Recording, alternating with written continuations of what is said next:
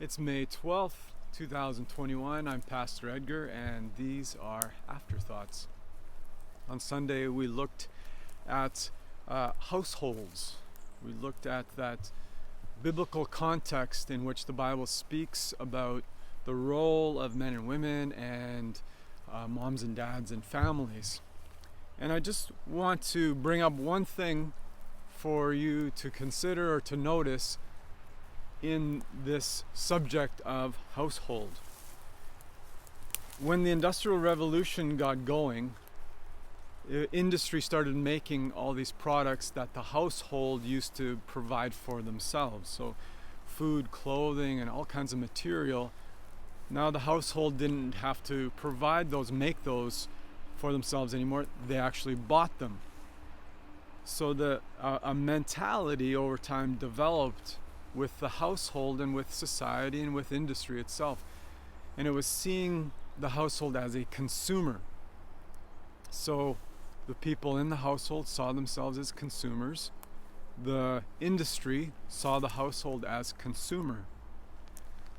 And so as the household began purchasing what was needed, not having to provide it for themselves, but purchasing things, they realized that not so many people were needed in the household. The household began shrinking, and they could provide for themselves. So what they needed, they could just go and buy. They didn't need someone's help to make this item.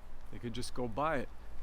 So the household seeing themselves as consumers, the industry is seeing the household as consumers. The household is shrinking, and with that comes this mentality that the household does not need that many people. It can stand on its own. It's individualistic. It can provide what it needs for itself. It doesn't need people.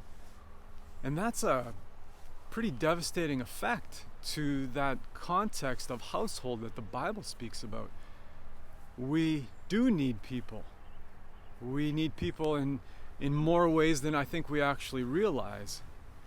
But with the production, the household not becoming so productive, but becoming this context of a consumer, that's really changed the way we view roles of men and women, husbands and wives and families in today's culture, and has really added to this hyper-individualistic culture that we're in today.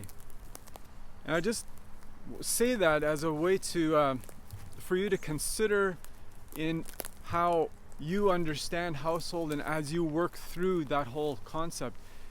Are we so shaped by consumerism that it's hard for us to understand the biblical context of household?